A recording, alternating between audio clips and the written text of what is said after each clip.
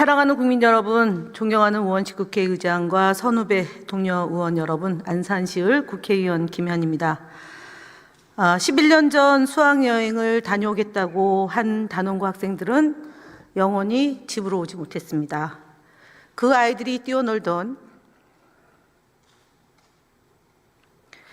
하랑유원지 벚꽃은 슬퍼서 쳐다볼 수 없습니다. 세월호 참사로 희생된 분들의 명복을 빌고 유가족들에게 위로와 감사의 말씀을 드립니다. 생명과 안전이 존중되는 그런 세상을 만들어 나가겠습니다. 네, 방송통신위원장님 앞으로 나오십시오.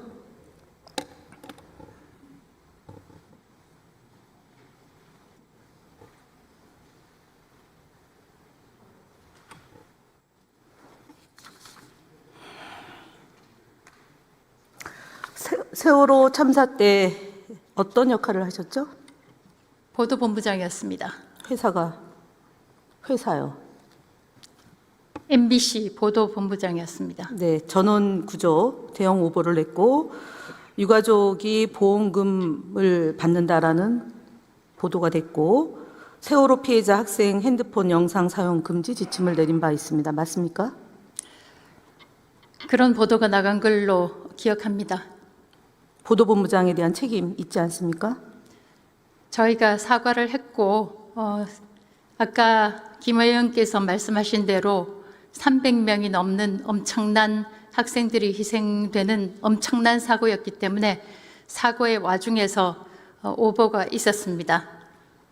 2014년 7월 24일 날 이진숙 방송통신위원장 후보자 인사청문회에서 동료 의원인 이혜민 의원께서 세월호 참사 오보와 2차 가해에 대해서 사과문 낭독을 요청한 바 있습니다. 당시 거부하신 바 있죠? AI가 작성한 사과문은 제가 사과문을 읽을 수 없었습니다. 그러면 참사 11년 지난 오늘 어떤 내용으로 사과를 하실 겁니까? 수차례에 걸쳐서 그 부분에 있어서 MBC가 책임이 있다고 말씀을 드린 바 있습니다. 그러나 이 자리에서 강요하는 사과를 할 수는 없습니다. 저도 제가 그때 같은 연령대의 딸을 키우고 있던 입장이라 학부모 입장에서 엄청난 슬픔을 느꼈습니다. 그러나 이 자리에서 강제로 사과하라는 것은 저는 할 수 없습니다. 강제로 사과하라고 한 적 없고요. 11년이 지난 오늘 어떤 마음이냐라고 질문했습니다. 제가 조금 전에 말씀드렸습니다. 같은 연령대의 자녀를 키우는 학부모로서 엄청난 슬픔을 유가족과 함께 느꼈습니다. 네, 알겠습니다. 사과를 안 하신 걸로 하겠습니다. 2025년 4월 4일 오후 9시 41분에 이진숙 위원장님이 페이스북에 글을 올리셨습니다. 역사에 죄송한 날이라고요. 무슨 의미죠? 제가 페이스북에 올린 제 글에 대해서 이 자리에서 뜻을 풀이할 의무는 없다고 생각합니다.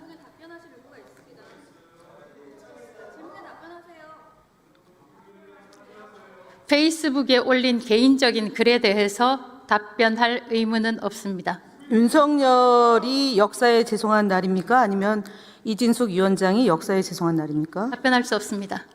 네, 알겠습니다. 이진숙 TV 채널 국민의힘 로고가 버젓이 올라와 있습니다. 이진숙 TV 보니까 맞으시죠? 맞습니다. 예, 그런데 대구를 위해 진심으로 일한다고 써 있습니다. 사는 곳이 어디신가요? 이것을 아마 제가 업데이트를 못한 것 같은데 이걸 계기로 업데이트를 하도록 하겠습니다. 그러니까 사는 곳이 어디냐고요? 서울입니다. 네, 그러니까 대구를 위해 진심으로 일한다는 것은 맞지 않죠? 오늘 현재 작성한 것이 아니기 때문에 현재 띄어져 업데이트하도록 있습니다. 하겠습니다. 지금까지 이 4월 14일 기준으로 유튜브 계정 페이지입니다. 관리가 소홀합니다. 네, 관리가 방송통신위원장이 본인의 페이스북이나 본인의 계정 관리를 좀 잘 하시는 게 필요할 것 같습니다. 왜냐하면 이진숙 위원장님은 정치 중립의 의무를 지고 있는 방송통신위원장이고 공무원입니다. 그래서 그런 겁니다. 오늘이 아마 대통령이 파면되고 이 자리에 대정부 질문에 처음 나오신 거죠? 파면되고 제가 지난번에도 한번 대정부 질의를 나왔었는데 파면되고 처음입니다. 네. 예, 기억에 의존하지 마시고요. 좀 기록하시고 예. 제대로 답변해 주시기 바랍니다. 답변 거부하는 것에 대해서 제가 강요하지는 않겠습니다만 답변에 충실해 주시기 바랍니다. 헌재의 판단 존중하시죠? 제가 존중합니다. 예. 네, 그러면 내란 행위에 대한 책임에 대한 파면이거든요. 이 부분에 대해서 윤석열 정부의 국무회의에 참석하는 한 사람으로서 어떤 입장이십니까? 국민들께 어떤 마음으로 이 자리에 나오셨는지, 다른 분들은 뭐 사과를 하든 어떤 입장을 한 것 같은데요. 저는 파면에 대한 방송통신위원회의 위원회 위원장의 자격으로 나왔습니다. 그러니까 역사에 죄송한 날이라는 것에 대한 답변을 하지 않으셨고 거부하셨고, 파면에 대한, 윤석열 파면에 대한 방송통신위원장의 입장이 무엇인지 묻는 겁니다. 저는 그 부분이 방송통신위원장의 업무와 무슨 관련이 있는지 모르겠습니다. 임명권자가 윤석열이기 때문에 묻는 겁니다. 윤석열이 파면됐고 임명권자인 윤석열이 내란 행위로 인해서 직계에서 물러났습니다. 그래서 방송통신위원장이 어떤 입장이냐라는 질문입니다. 저는 그 입장을 가지고 있지만 이 자리에서 말하지는 않겠습니다. 세 번째 질의 답변 거부하신 겁니다. 들어가시죠. 고기동 행안부 들어가시죠. 고기동 행안부 차관님 나오시죠. 방송통신위원장이 9개월 동안 수사가 진행 중인 거 혹시 언론을 통해서 알고 계신가요? 예, 알고 있습니다. 언론에서 네, 근데 봤습니다. PPT 한번 띄워보시죠. 한상혁 방송통신위원장이 수사 진행된 지 2달 만에 해임이 됐어요. 그런데 방송통신위원장은 7월 31일 날 고발 조치가 됐고 압수수색이 3차례 있었는데 여전히 함흥차사입니다. 이 부분에 대한 입장 혹시 피력하실 수 있으신가요? 제가 뭐 언론을 통해서 내용은 봤습니다만 이제 행안부는 국수본으로부터 어떠한 좀 보고도 받지 않고 보고는 받지 않은 건 알고 있는 있지만 상황입니다. 국무위원회 지금 배석하시죠? 네, 그래서 국무위원 중에 한 사람이 9개월 동안 이렇게 장기간에 걸쳐서 수사가 진행 중인데 결과가 안 나온다면 경찰과 보고받지 않지만 이것이 좀 봐주기 아닌가요? 국민들은 그렇게 느끼지 않을까요?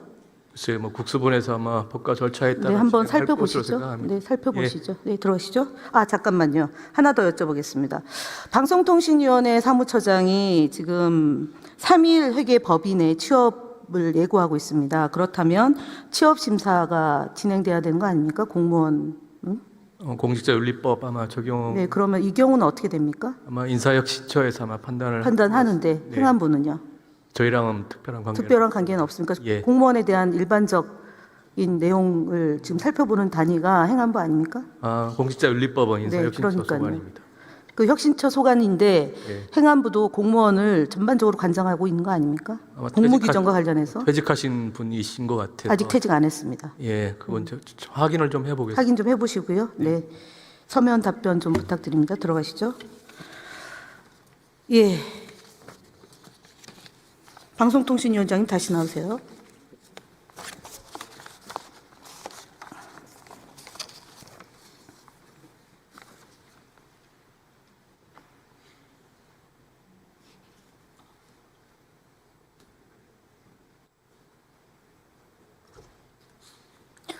조성은 사무처장 혹시 사표 수리하셨나요? 했습니다. 했습니까? 예, 가는 곳은 알고 있습니까? 알고 있습니다. 이해 충돌이라고 생각 안 하십니까? 어떤 면에서 YTN 저는 그 사실을 알지 못합니다. 오늘까지 알지 못했는데 이 자리에 올 때까지 모르고 나오셨습니까? 그러면 확인해 보시고요. 예. 네, 그것이 적절한지 타당성이 있는지 다음 전체 회의 때 다시 질의해서 책임을 묻겠습니다. 이진숙 위원장이 대정부 질문에 답변할 때 2월 14일입니다. 대정부 질문에서 서강대학교하고 대전 MBC 압수수색이 있었는데라는 질문에 현장 점검을 받았다라고 답변한 바 있습니다. 혹시 누구로부터 현장 점검이라고 들으셨습니까? 언론에 난 것을 저희 직원으로부터 보고받았습니다. 그러니까 직원 누굽니까? 기억하지 못합니다. 기억이 안 납니까? 예. 답변하지 않겠다, 기억나지 않습니다. 자, 1월 11일 날 서강대 1차 압수수색, 본인이 빵 산 것 때문에 압수수색 받았습니다. 그다음에 1월 20일 날 서강대가 2차 압수수색 받았습니다. 대전 MBC 사장 시절에 카드 유용 때문입니다. 그리고 2월 11일 날 압수수색 카드는 받았습니다. 유용하지 잠깐만, 않았습니다. 질문 아닙니다. 답변 끼어들지 마세요. 예. 근데 이것이 압수수색이라고 경찰이 발표를 했습니다. 저에게. 근데 그럼 지금도 현장 점검이라고 생각하시고 계십니까? 제가 그 당시에 이 자리에서 이야기할 때는 아니, 지금도 직원으로부터 보고받고 현장 점검으로 이해하고 말씀을 드렸습니다. 그래서 지금도 현장 점검으로 알고 계십니까? 지금 김 의원이 말씀하시니까 다시 한번 확인해 보겠습니다. 경찰이 현장 점검 나가는 거는요, 없습니다. 경찰이 현장 점검을 나간다. 보도본부장, 보도국장, 워싱턴 특파원, 대전 MBC 사장까지 지내셨는데 너무 궤변인 것 같습니다. 그 다음에 2인 구조 위법적 의결 지속적으로 나오고 있는데요. 지금 2024년 7월 31일 날 방송통신위원장 임명된 이래 KBS 박문진 이사 추천하셨고, 그 다음에 이게 지금 위법하다라는 판결이 내려진 거는 알고 계시죠? 그것도 모른다고 하시진 않겠죠? 여러 가지 판결이 있는데 KBS 이사들에 대해서는 적법 판결이 났고 KBS 감사에 대해서도 적법 판결이 났습니다. 박문진 이사. 다른 판결들에 대해서는 다른 판결이 나온 걸로 알고 있습니다만 이 자리에서 마침 우원식 의장님도 계시니까 국회목 3인 방송통신위원회 상임위원 좀 본회의에서 의결될 수 있도록 간곡히 요청드립니다. 제가 여쭤본 것을 딴 얘기로 국면 전환하려고 하지 마시고 2인 구조에 결정한 것이 위법하다는 결론이 났죠? 그렇게 생각지 않습니다. 판결은 다른 종류의 판결이 위증하지 났고, 마십시오. 다른 건에 대해서 다른 판결이 났습니다. 박문진 났고, 이사에 대한 2인 구조를 지금 말씀하신 2인 체제를 만든 것은 이 국회입니다. 상임위원회 알겠습니다. 3명, 국회목 멈추시고요. 상임위원을 왜 임명을 안 해주십니까? 왜 추천을 안 해주십니까? 지금 여기 대정부 질문 차분하게 하시죠. 싸우지 마시고요. 싸우려 들지 마시고 제가 질문한 것에 답을 해야 되는데 엉뚱한 답을 아니, 했습니다. 자꾸만 이 자, 인체제가 2025년 불법이라고 4월 말씀을 7일 날 하시니까 EBS 그런 사장 임명 집행 정지 결정문에 법령에서 합의직 방식의 의사결정을 강제한 사항에 대해 다수결의 원리가 적용되는 실질적 합의 과정을 거치지 않은 상태에서 의사결정을 할 수 없다. 그래서 EBS 사장이 본인이 사랑하는 신동호 사장이 임명이 안 되고 김희월 사장이 다시 복귀됐던 건 알고 계시죠? 그 건과 관련해서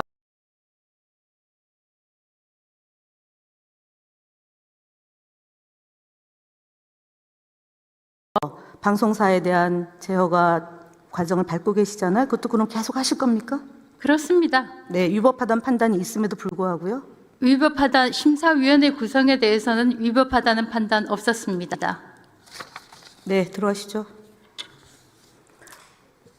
박성재 법무부 장관님 나오세요.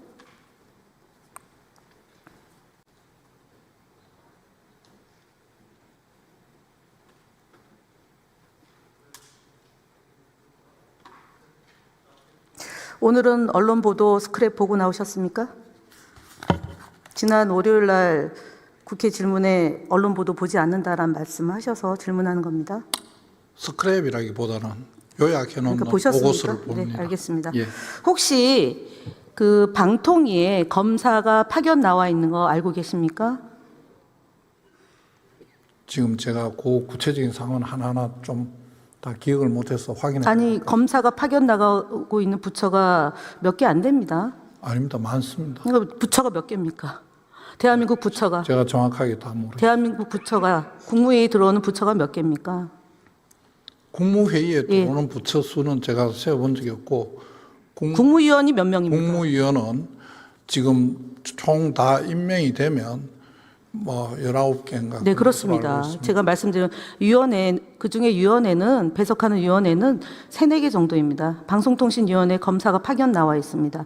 이 검사의 역할이 방통위원회의 법률 자문을 하는 겁니다. 2인 구조에서 지속적으로 위법하다는 판단이 나오는데 파견 나가 있는 검사가 조력하고 있습니다. 계속 이렇게 해도 되는 겁니까? 파견청에서 필요한 역할을 살펴보실 하고 겁니까? 있는 것으로 알고 있습니다. 예, 그런데 잘 모르신다고 조금 전에 답변하시지 않으셨습니까? 검사가 제가 나가는지. 지금 그 부분은 더 확인을 해봐야 확인해 보시고 지금 말씀드린 거는 사법부에서 불법하다는 판단이 나옴에도 불구하고 방통위는 이인 구조에서 계속 위법 행위를 하고 있습니다. 상충되는 행위가 벌어지고 있는 점에 대해서 박성재 법무부 장관님께서 직위 끝날 때까지 좀 살펴보시기 바랍니다. 그 상황은 아까 살펴보시기 바랍니다. 예, 예, 들어가도 좋습니다. 교육부 장관님 나오시죠?